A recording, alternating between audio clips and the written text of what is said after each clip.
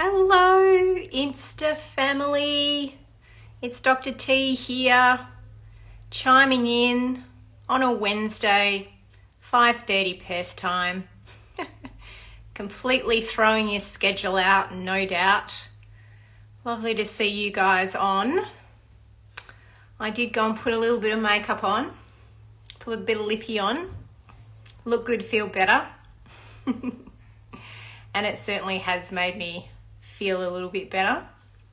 Lovely to see you guys. Oof. Well, it's been a bit of a harrowing week, I must say. I've cut my hair. I must say, big shout out to Danny from Studio L, who is my amazing hairdresser. I can never get my hair looking as good as what she does it. I don't know if you guys find that the same with your hairdresser, but anyway, I'm going with the tuck behind the ear look. Thank you. I quite like the bob too. I can't actually really style it because if I put any hair straighteners or product or anything on it, it'll probably fall out. That's the reality. So I'm being very careful. In fact, in the last week, I've actually only washed it once, just in case I wash it out. But I must say, I occasionally run my fingers through it and I do get some hair coming away. Not sure if that is chemo loss or loss due to the fact that we all lose hair, right? And hair grows in cycles. So anyway, it's here at the moment. I'm hoping that it will last for another couple of weeks. So yes, chemo, that was fun. I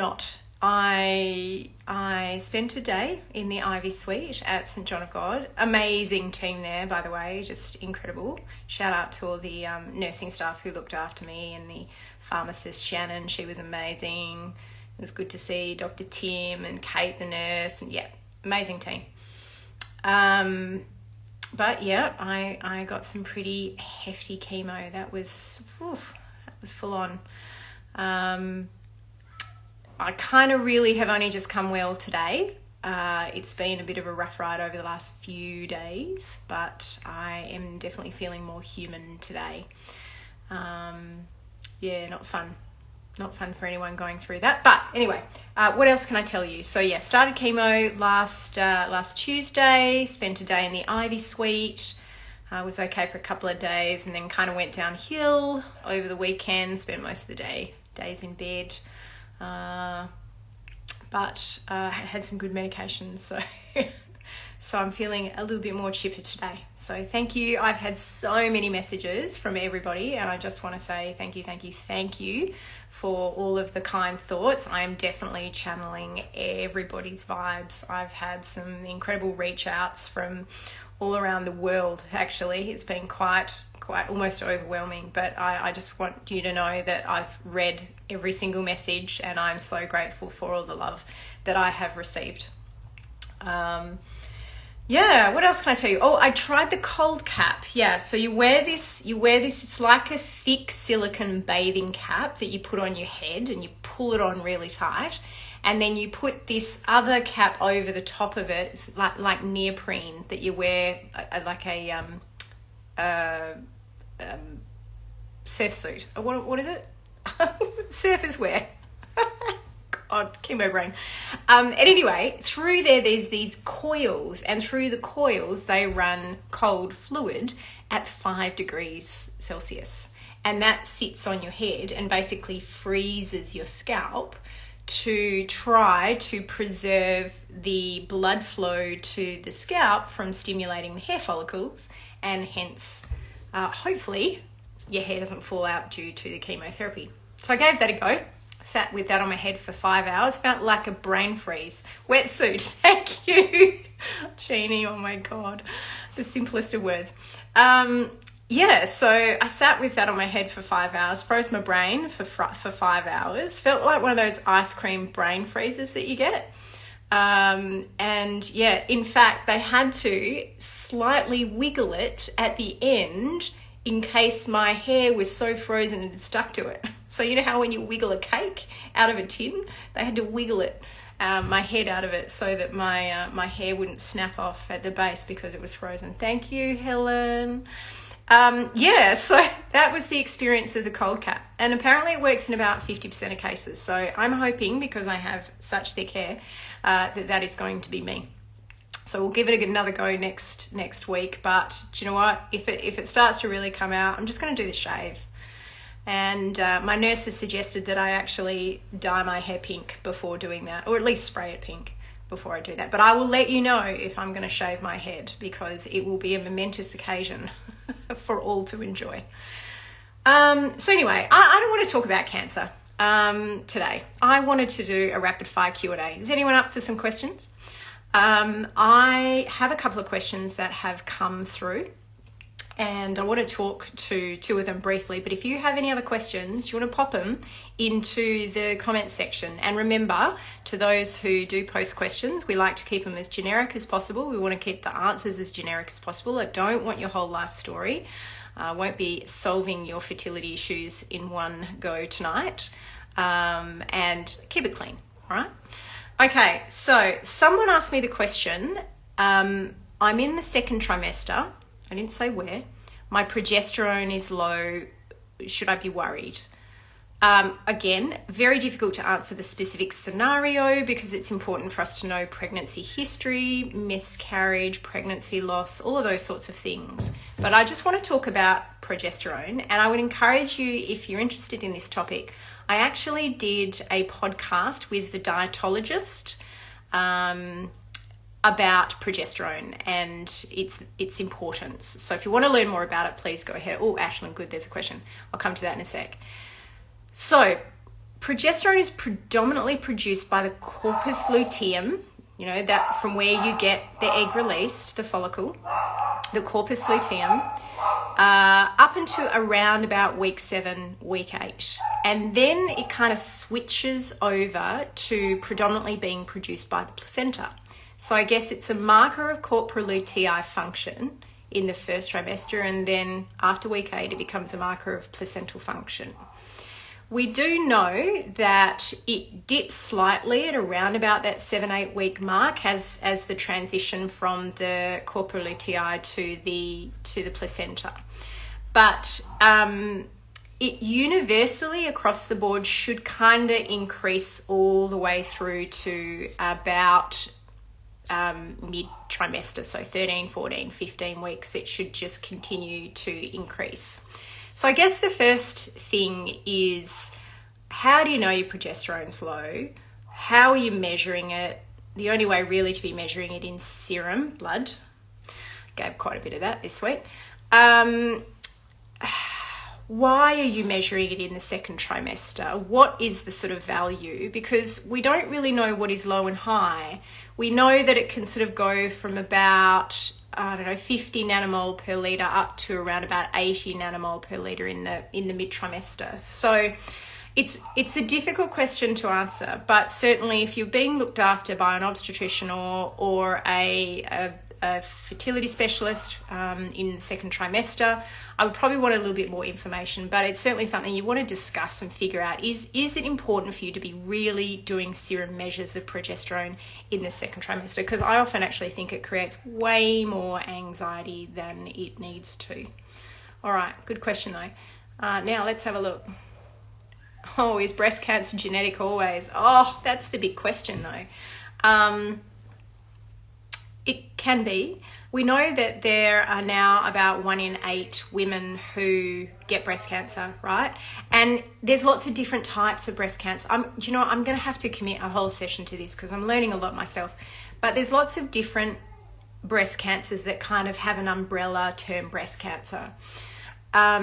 And within that, it is important to look at family history. So I have a family history of pancreatic cancer, but not breast cancer, but there could certainly be a genetic link there, and I have had my genetic studies done.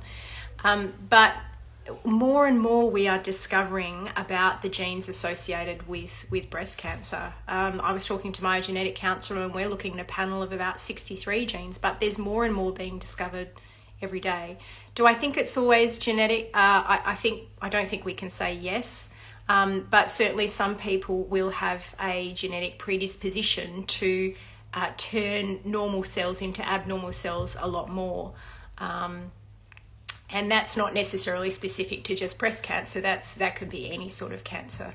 So, difficult question, and I'm certainly not the right person to answer it, but I would say we're discovering more and more about the genetics of breast cancer. Ashlyn, if you're only doing a low-dose FET, is it reasonable to do back-to-back cycles, or should you have a month off in between? I think it's very reasonable to do back-to-back cycles if you get a non-pregnancy. I think if you have a pregnancy loss, a miscarriage, we do know that there is a slightly higher rate of miscarriage after a miscarriage, so it would be recommended to have a month off there, Ashlyn. But back-to-back, I mean, you try back-to-back months to fall pregnant spontaneously, right? So this is no different. So I think it's reasonable. Sometimes, though, it can just be really burdensome, though. So that's why people have some time off. Just wondering why the 36-hour wait for egg retrieval after stimulating ovulation. Oh, what a great question.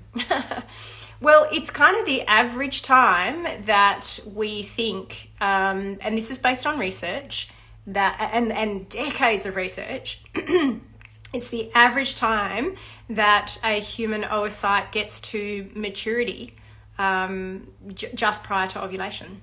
So it's kind of anywhere between 34 and 38, and so that 36 is kind of smack bang in the middle. But, you know, that's the average. Could there be females whose eggs mature at a faster rate and ovulate off early? Definitely. Could there be those that mature later, and so when we do an egg pickup, they're not mature yet? Definitely. I mean, this is how we play in medicine, is that law of averages, and so that's why we go for the 36 hours, because that's when the average human oocyte is at the point of being mature, and that's what we want. We want to collect mature eggs so that they will fertilise. Good question. And I have actually had patients in the past who needed to have egg collections earlier because of early ovulation.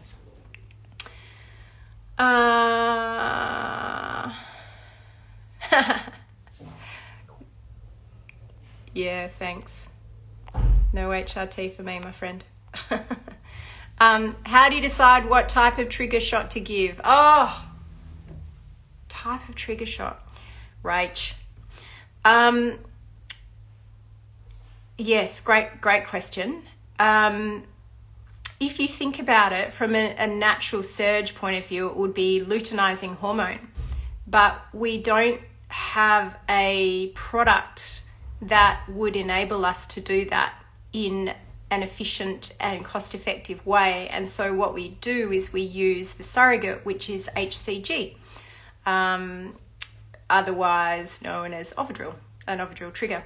Some people, there is a theory that they are deficient in LH receptors, and so we look at giving a decapeptyl trigger, for example, which gives both an FSH and LH surge. There is evidence to suggest maybe that might not be that beneficial, but certainly many of us have experienced patients who had a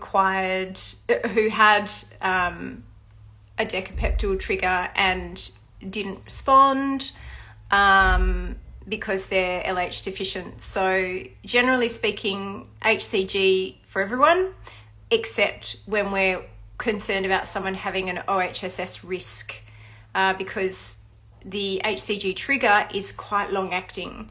And if you're at risk of OHSS, generally in a stimulated cycle, then your risk of OHSS goes up with an Ovidril trigger.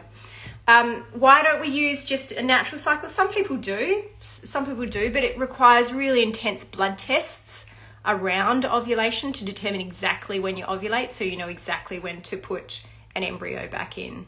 And we wouldn't do that in an IVF cycle. I think that answered the question, maybe. IUI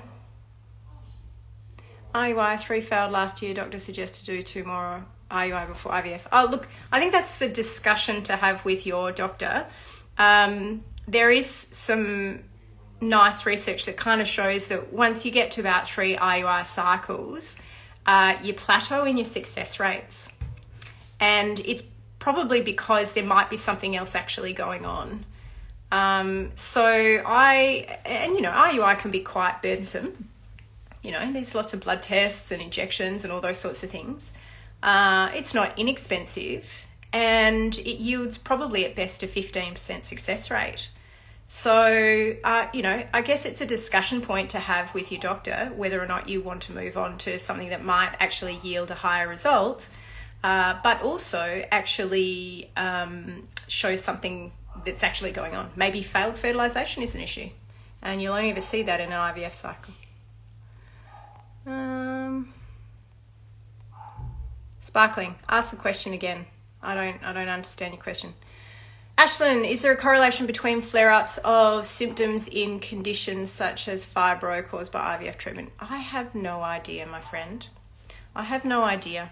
Fibromyalgia is a very difficult diagnosis. It's a diagnosis of exclusion, as you know, but it would not be biologically... It would make biological sense that any condition that is exacerbated by stress, and that could be physical stress, mental stress, could be exacerbated in an IVF cycle because it's a particularly burdensome process. It kind of makes sense to me that it could become exacerbated, but I'm not that much of an expert on fibromyalgia to really know the detail around that. Good question though. Oh, guys, this has been great. Do you know, I thought the chemo fog would be worse. It's a little bit there, I must say. Jeannie, I didn't remember that word, wetsuit. Though I know menopause can do that as well. These have been really great questions, guys. Thank you so much for jumping on. Did I miss any?